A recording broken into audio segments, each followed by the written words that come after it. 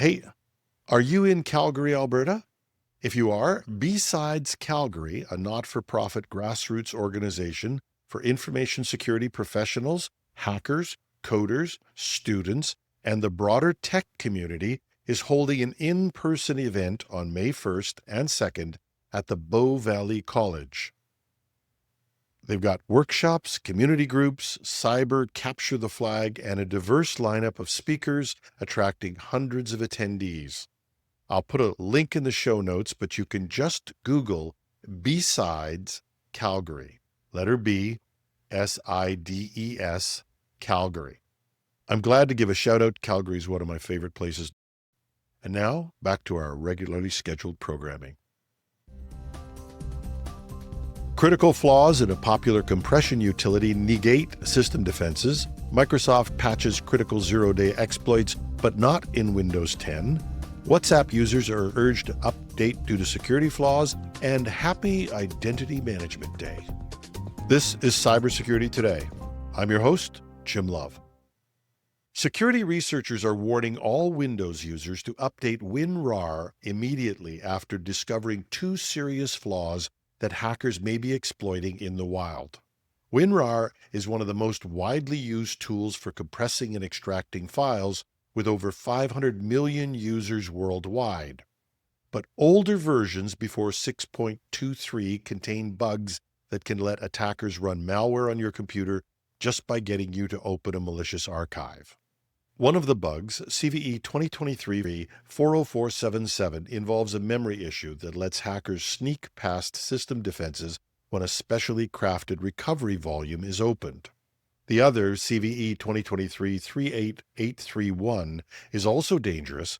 It lets attackers hide malware in a zip file that looks safe. The flaw could allow attackers to bypass Windows Mark of the Web, MOTW, security warnings, and won't be flagged in those cases, and no warning would be given. We should always be using the latest version of any software, but just to provide added motivation, these types of flaws, while not being detected in the wild for this particular software yet, have been used in real-world attacks. Google's threat analysis group confirmed that state-backed hackers have already used them to spread spyware like DarkMe and remote access tools like Remco's. The attack works by disguising dangerous code as regular documents or folders. Now, these issues have been patched in the latest WinRAR version 7.11. You can download the latest version from win-rare.com. And even if you think you're up to date, why don't you just go check? And remember to remind other people to update and that they need to go to the vendor's site for the software. I could see some clever crook offering a malicious link to supposedly fix this. And while you're reminding people about fixing this or upgrading, it's also a good time to remind them that they still shouldn't open any zip file unless you know who sent it and what's in it.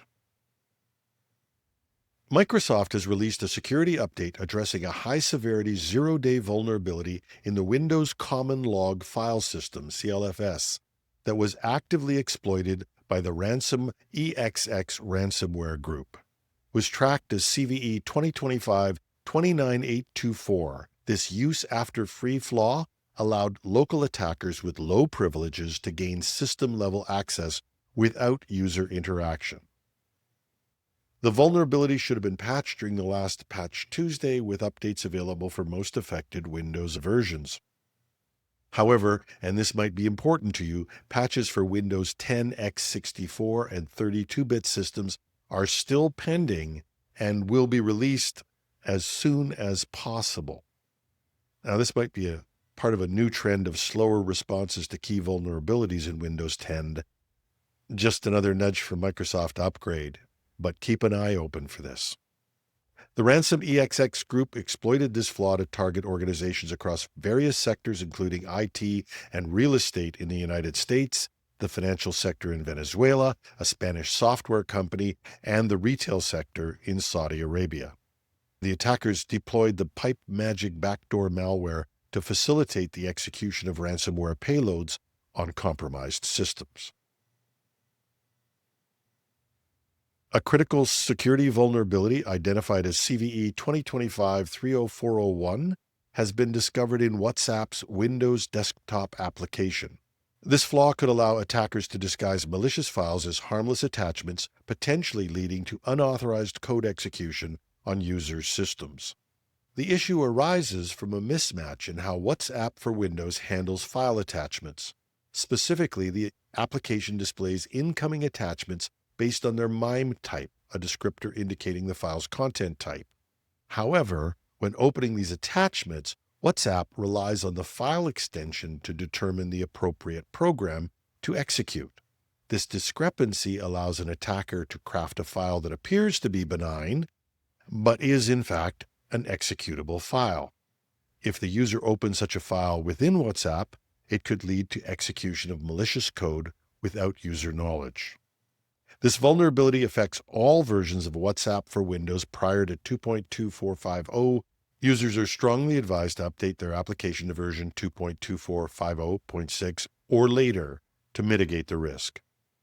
But this flaw underscores a common tactic being used by attackers, exploiting file attachments to deliver malicious content.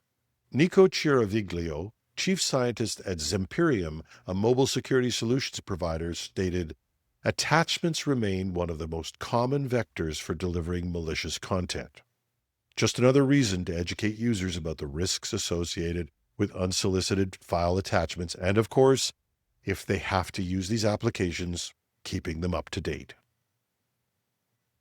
Now, you may have noticed that we rarely celebrate all of the various days that are out there, mostly because I'm blissfully unaware of them, and I kind of think they're overdone, and besides, by the time I figure out what special day is happening, I've posted today's show. But someone reminded me that today is Identity Management Day, and more importantly, they sent me some data from a recent survey by Okta that started me to thinking. The survey revealed that Canadians are increasingly worried about identity theft, but don't appear to be doing much about it. So maybe this Identity Management Day, we can highlight some of that data. 72% of Canadians, according to this study, believe their identity will be stolen or used by someone else due to advancements in generative AI. 58% of Canadians are concerned about their identity being stolen, but only 21% feel confident in their ability to recognize AI-generated attempts to compromise their information. So the good news, they're aware we have a problem. The bad news, what are we doing about it? Not enough, and especially at work.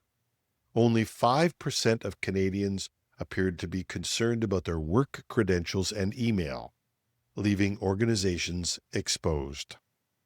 5%. Well, it's clear that the system is not working. Why? Not because they're bad people.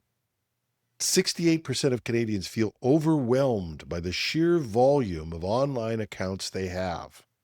37% of them experience monthly login failures due to forgotten credentials, and 18% say they face this ordeal weekly. Which takes us to the core of the issue. I've always said, and maybe this is dumb, that if there are no inconveniences, you probably don't have value in the security you're using. In other words, you have to do something different to protect yourself, and doing things differently is uncomfortable for us. But we can't ignore how overwhelmed people are, and even I'm often using choice words when I can't log in because of some new feature or some change. But as a security person, I have to suck it up and live with it. The average person might just try to find ways around inefficient or uncomfortable methods, or just resist their implementation. But now I know a reason why I don't pay attention to these special days. We have the insight, but we don't fix the issue. It's just like that thing every year where they come up and say password is the most frequent password. We admire the problem for a day, and then we move on to our next daily awareness issue. Something real's got to change. I'm thinking I'm going to do a special piece on new identity solutions. I want to dig more into this myself. It's going to be a weekend show, but you can help me out. Let me know what questions you might have And what would make that show more valuable to you? Because here's the present I'd like for Identity Management Day next year. I'd like to say we stopped admiring the problem. And that's our show for today. You can reach me at editorial@technewsday.ca. You can find me on LinkedIn, or you can, if you're on YouTube, just leave a comment under the video. I'm your host, Jim Love. Thanks for listening.